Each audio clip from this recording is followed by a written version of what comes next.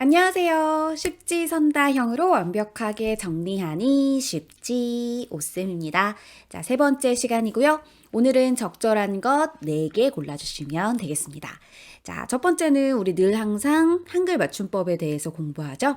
지레 겁을 먹다. 자, 지레일까요? 지레일까요? 정답은 지레라고 하는 것이 맞습니다. 한글 맞춤법이나 표준어 규정에서는요, 이렇게 발음하기 어렵거나 조금 복잡하게 되어 있는 모음들을 쉽게 단순화하는 형태로 표준어를 제정하는 그런 움직임들이 있었어요. 이 지레도 역시 마찬가지입니다. 지레. 라고 하는 것이 맞고요. 그 뜻을 정리해보면 어떤 일이 일어나기 전 또는 어떤 기회나 때가 무르익기 전에 미리라는 뜻이죠. 우리가 이런 고유 워드를 공부할 때에는 어떤 말로 바꾸어 쓸 수 있는지 공부하시면 좋아요. 지레라는 것은 여기 뜻을 정리했을 때 확인할 수 있는 것처럼 미리라는 말로 바꾸어 쓸 수가 있겠죠? 이렇게 비슷한 말들을 계속 확인해 나가는 것만으로도 아마 많은 어휘를 공부할 수 있는 시간이 될 겁니다. 자, 그러니까 첫 번째 것은 틀렸고요. 이와 비슷한 것으로 의뢰도 있습니다. 뭐 흔히 그러하다, 우리 이런 말 할 때 의뢰 그러하다 이렇게 말하잖아요. 그때도 의리에가 아니라 의뢰라고 올바르게 발음해 주시면 표기할 때도 헷갈리지 않겠죠? 두 번째는 뭐에 대한 내용이냐? 띄어쓰기에 대한 내용이고요. 발에다 주다. 기본 형태 발에다 주다라는 말이 있어요. 그래서 이건요, 발에다 주다 한 단어이므로 붙여 쓰셔야 합니다. 그러니 가는 김에 내쳐 집까지 발에다 주었다. 이렇게 만약에 시제일치를 시킨다면 주었다라고 쓰는 거고요. 기본 형태는 발에다 주다라는 걸 꼭 기억해 주시면 되겠습니다. 한 단어이기 때문에 띄어쓰지 않는다는 것 기억해 주세요. 세 번째는 표준어 규정인데요. 자, 매다. 이거 헷갈리시는 분들 진짜 많습니다. 매다를 아이로 써야 될지, 어이에 매다를 써야 될지 헷갈리시죠? 쉽게 정리해 드릴게요. 가방을 매는 거. 그쵸? 그때는 어이에 매다를 쓰고요.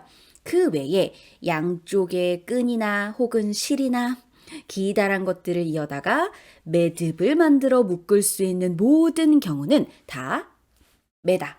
아이의 매다를 쓰는 겁니다.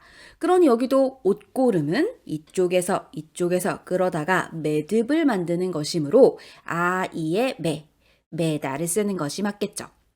둘은요, 발음할 때 입술을 좀 크게 벌리느냐 작게 벌리느냐로 차이를 나눌 수가 있어요. 아이의 에는요, 혀가 아래로 쭉 깔리면서 입을 크게 벌리게 되어 있고요. 이의 매다는 혀가 위도 아래도 아니고 살짝 중간에 놓이면서 입은 좀 아래 깔리었던 아까 매보다는 좀 조그맣게 입을 벌리게 되어 있어요. 그래서 가방을 매다. 그리고 옷고름을 매다. 라고 입 크기의 변화를 주시면 차이점을 확인하실 수 있습니다. 옆으로 가는 개는 입을 좀 조그맣게, 멍멍 짖는 개는 개 하고 입을 쫙 하고 찢어주시면 되는 거죠. 끈이나 줄 따위의 두 끝을 엇걸고 잡아당기어 풀어지지 아니하게 마디를 만드는 그 매듭을 만드는 것을 아이의 매다라고 한다는 것 잊지 마세요. 그 다음은 빨랫줄인데요. 빨랫줄의 발음을 보시면 여기 안에는 사이시옷 법칙이 들어가 있다는 걸 알 수 있어요. 빨래라는 말과 줄이라는 말이 더해져서 빨랫줄 하고 뒤에 오는 말이 줄 하고 된 소리가 나는 걸 확인할 수 있는데요. 이럴 때, 자, 뒤에 오는 말이 된 소리야. 그러니 확인해 놔야 돼. 앞에 시옷을 적어주도록 하자. 라고 기호처럼 쓰이게 된 거죠. 그게 바로 사이시옷이고요. 사이시옷이 들어가면 이 사이시옷을 디귿으로 발음해도 되고요. 이 시옷을 아예 발음을 안 해도 됩니다. 시옷을 디귿으로 발음하는 경우가 요 첫 번째 경우고요. 아닌 경우가 두 번째 경우입니다. 둘 다 발음이 맞아요. 따라서 네 번째 나오는 건 동그라미가 되겠네요. 그 다음은 로마자 표기법에 대한 내용인데요. 우리나라 말에서 어의 발음은요. 표기 로마자 표기로 즉 알파벳으로 쓸 때에는 오로 적게 되어 있습니다. 그리고 이건 어떤 한 지명, 고유 명사죠. 따라서 맨 첫 번째는 대문자로 적어야 하고요. 그래서 대문자 쥐에다가 A죠. 거 할 때 모음과 함께 오는 기억 쥐로 표기하고요. 어는 오로 쓴다고 말씀드렸죠. 그리고 도 이렇게 써서 가거도라고 쓰면 됩니다. 그래서 앞에 있는 표기법 잘못된 거 틀렸다 확인하실 수 있겠네요. 다음 가볼까요? 자, 이번에는 한자 성어와 관련된 내용 가지고 와봤어요. 가머니설에 넘어가다 라는 한자 성어는 많이 보셔서 잘 기억하고 계실 것 같아요. 가머니설은 다을감에 말씀언에 이로울 이에 말씀 설자를 써서 만들어진 것으로 귀가 솔깃하도록 남의 비위를 맞추거나 이로운 조건을 내세워 꿰는 말입니다. 그래서 가머니설 안에는요, 좀 뭔가 부정적인 뜻이 들어있어요. 이거는 좋은 뜻으로 쓰이진 않고요. 가머니설에 넘어가다, 가머니설로 사람을 꿰어내다 이런 말로 쓰이게 됩니다. 자, 그 다음 7번째는요. 합성어인지 파생어인지 둘 중에 하나를 고르는 문제인데요. 합성어나 파생어는 사실 시험 공부를 하시는 많은 분들, 국어 관련 자격증을 따시기 위해서 열심히 공부하시는 분들한테는 꼭 필요한 부분이지만 사실 일상적인 생활 속에서 내가 국어 실력을 키우기 위해서, 일상생활 속에서의 국어를 잘하기 위해서 라고 생각하시는 분들은 사실 그 목적을 위해서 공부하시는 분들한테는 합성어냐 파생어냐를 나누는 게 뭐가 중요할까 이런 생각이 드시기도 하실 거예요. 자, 근데요. 합성어나 파생어는 모두 이 글자, 그러니까 글자를 조합해서 단어를 만드는 방법들 중에 하나거든요.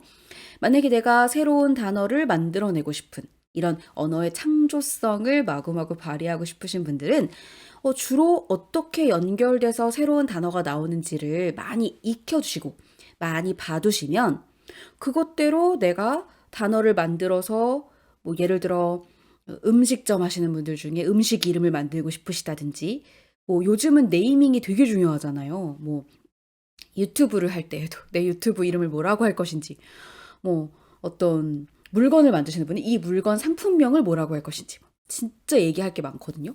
그럴 때 새롭게 네이밍을 할 때 합성법이나 파생법을 잘 알아두시면 자연스러운 한국 사람들이 느끼기에 자연스러운 네이밍이 되어야 할 거 아니에요. 그렇게 자연스러운 네이밍을 하실 수 있을 거예요. 그러니 너무 멀다.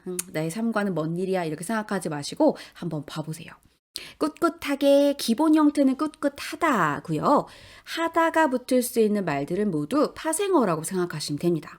이 하다의 파생어 뒤에 붙은 접사 하다는 하게, 하고, 하면서처럼 여러 가지 모양으로 바뀔 수 있다는 것도 기억해 두시고요. 사랑하다.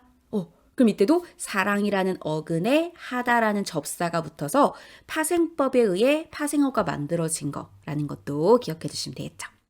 자, 다음 한자어에 대한 내용이고요. 이것저것 가릴 계제가 아니다 라는 말이 있네요. 계제 잘 보세요. 앞에는 여이, 개가 쓰였고요. 뒤에는 어이, 에가 쓰였어요. 그래서 계제 이렇게 된 경우인데요. 한자가 잘못 쓰였어요. 원래 계제는요. 섬돌개의 사다리 제를 써야 합니다. 어떤 일을 할 수 있게 된 형편이나 기회를 의미하는 그런 말인데요. 지금은 내가 이것저것 가릴 형편이 못 돼. 형편이 안 돼. 이런 식의 말을 쓸 때 계제라고 하게 되죠. 근데 앞에 문제에서 다루고 있는 이 제는요. 바로 건널제. 우리 왜 결제하다 할 때 카드 결제, 현금 결제 할 때 그 제자거든요. 그래서 여기에서는 어울리지 않습니다. 그 점을 기억해 주세요. 자, 그러니까 한자어 잘못 쓰였습니다. 다음 마을 고사트로 접어드는 길 고삿. 좀 생소한 고유어죠. 이 고삿은 시골 마을의 좁은 골목길 또는 골목 사이를 의미합니다. 고삿이라고 하는 말 자주 안 쓰이는 말일 수도 있으나 우리가 책에서 문학작품, 시골을 배경으로 하고 있는 이런 문학작품 이런 데서 많이 만날 법하거든요. 알아두시면 좋죠.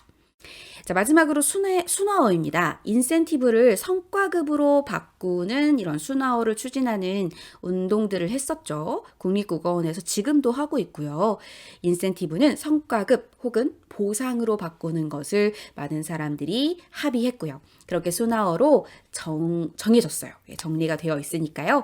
우리도 그 순화어를 한글을 사랑하는 마음으로 동참해봤으면 좋겠습니다.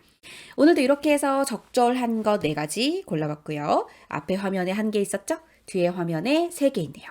이 4가지만 옳았고 틀린 것이 나머지 다였습니다. 그럼 틀린 건 왜 틀렸는지 확인하는 게 필요하겠죠? 오늘도 이렇게 십지선다로 열심히 공부해봤습니다. 구독해주시고요. 좋아요도 눌러주세요. 모두 그럼 다음에 또 만나기로 해요. 안녕.